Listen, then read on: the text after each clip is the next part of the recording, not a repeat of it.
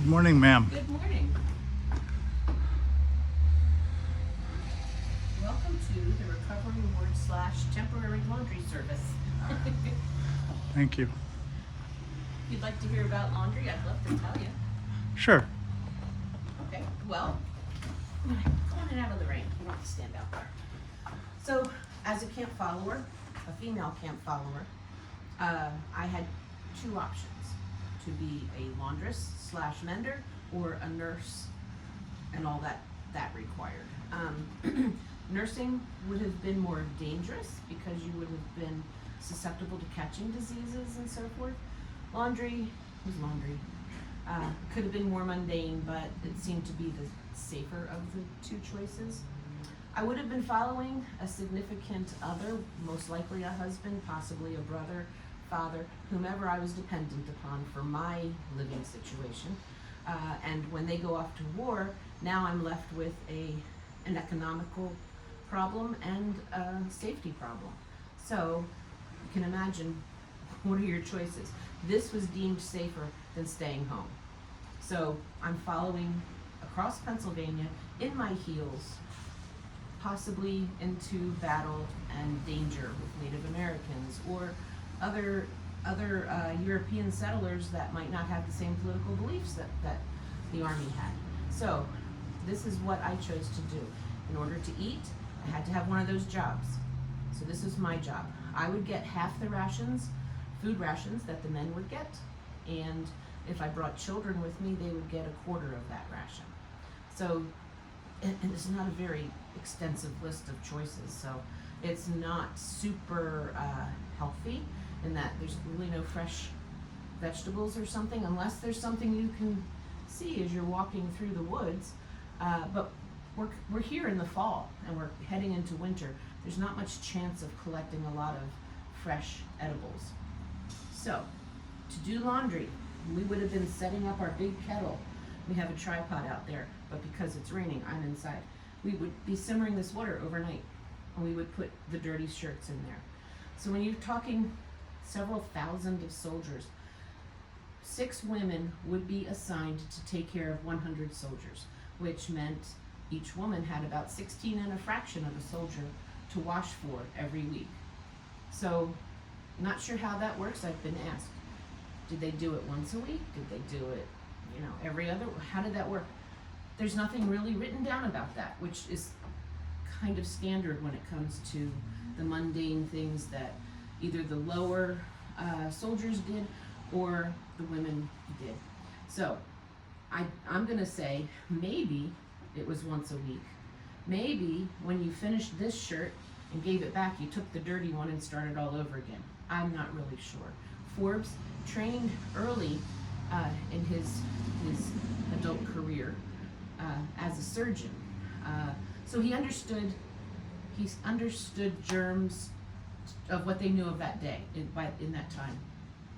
But he also knew that cleanliness was a good thing to get rid of the fleas, the lice, clean up those clothes, try to keep your troops healthy. So laundry was important to get done. So I would take their shirts, I'd simmer them overnight. That would loosen up the fibers. It would loosen up the easy dirt to come out and float. I would be putting in soaps. So I have 2 types of soap. We've got some soft soap, which when I first make soap from hardwood ash and you let water drain through it, the resulting liquid is lye. So I'm taking that lye, I'm mixing it with animal fat. This is the shorthand version. Safety precautions are good to follow. So you're using that soap, basically lye and fat, to make a soft soap.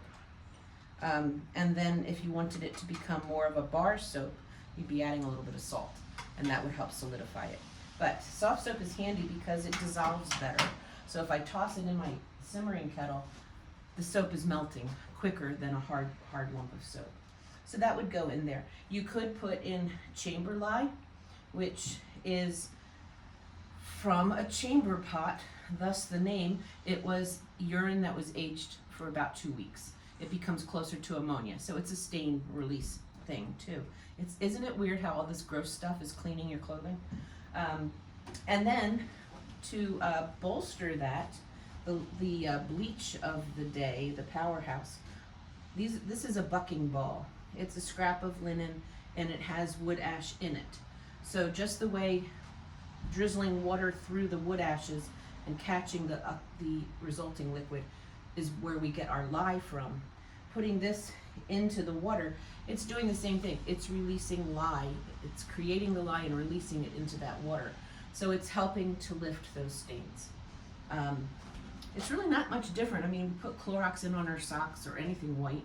So we're kind of doing the same thing, just with stuff we have to purchase, not make. So once I finished my simmering, next morning I'm going to come out and I'm going to start washing it. So we use this little old shirt. So by the time Forbes gets here, they're running out of clothes. They're running out of food.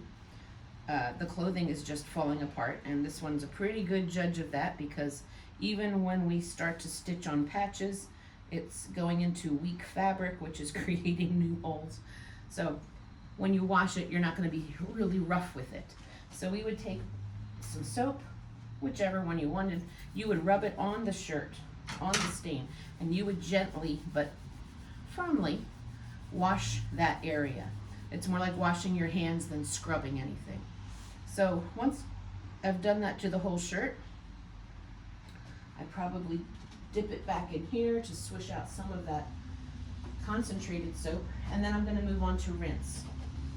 So we had pre-soak, we had wash, and now we have rinse. And I might be filling a bucket 4 or 5 times. It's important to get your soaps and products out of your fabric, because even if it dries into your fabric, it could still deteriorate the fabric. So you need to rinse it out.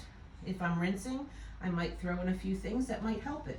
So I've got bluing, which helps, in short, it helps to minimize the distance between the stained areas that touch the body all the time, and then the areas, like at the hem, that still look white compared to that area. It's a color theory thing. It brings the warm color and the cool color closer together.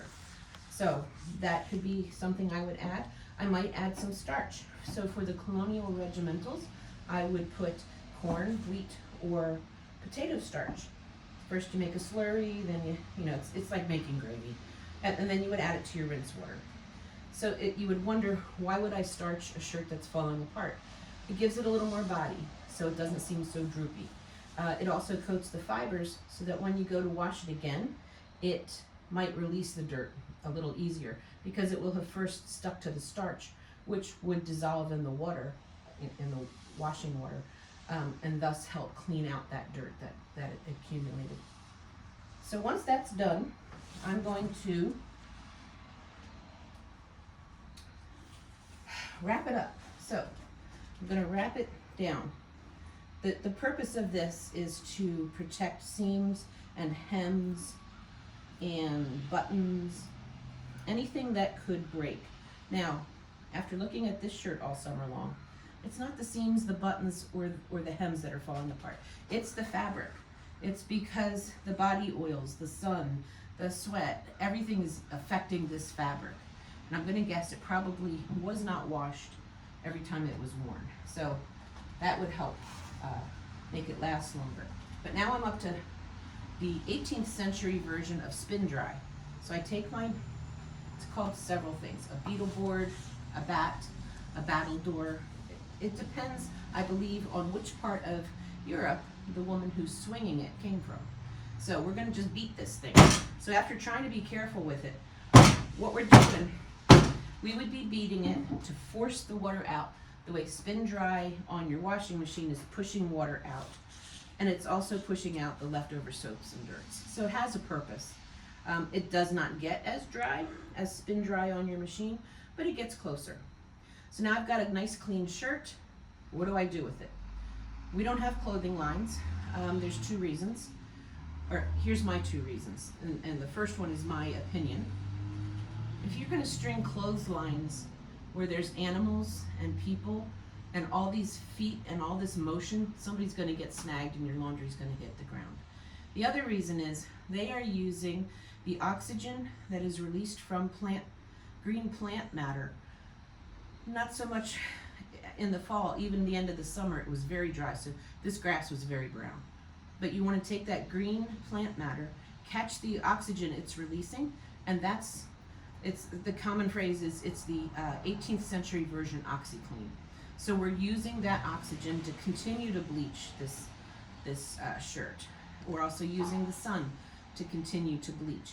And the sun also adds a little extra disinfecting power. And then of course, up off the ground, you get much more air circulation than if we had to lay it on the grass. So that's how we would dry it. Now, we probably would not iron this shirt. I can't imagine ironing shirts for 4,000 people, 5,000 people, however many ended up here.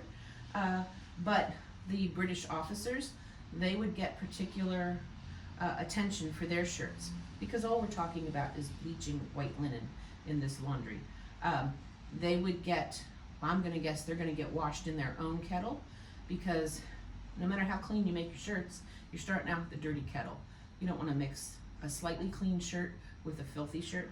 So I'm gonna guess whomever's doing laundry, they were assigned British officers and that would get washed separately. So you're gonna wash their things. And then it starts to get a little different when you get to rinse. When we get to rinse, they get the fancy stuff. They don't get the corn, wheat, and potato starch. They get rice starch. It leaves the shirt a little bit of a gloss on the surface, so it's a little fancier. It's a lighter, I don't want to say lighter starch. It won't yellow the shirt as much as a normal starch could. Now they change these shirts often enough, I'm not sure yellowing is an issue. But they also could add this. This is strips, these are strips from the swim bladder of a sturgeon fish. We don't have them here. They're in the Atlantic. So I'm guessing this would come from England with the British Army. So this makes isinglass. Isinglass has many uses. One of them, and I'm gonna say starching is like the least. So the main use I think is it's used to clarify beer and wine in the brewing process. Takes all that sediment and sinks it down so that it leaves the liquid clear. Does the same thing in jelly making. You can turn it into a glue. Even modern day paper conservationists use that for their work. Here we would use it to kind of pump up the power of the rice starch because it still would not clog up the fabric and it would not discolor it in any way. So this is too expensive to use for the normal guys, so the British officers would get that. But after that, they all get hung and dried. I'm saying the British officers get pressed. I'm not sure that we would do that for the other 4,000 to 5,000. But that's laundry in a nutshell. Well, thank you very much for your demonstration, ma'am. You're welcome. I'm gonna Enjoy your day. keep touring. Hopefully it's not raining too hard. It's just, well, it's drizzling, but Yeah. it's nice because it's still warm. Yeah. Thank you. You're welcome.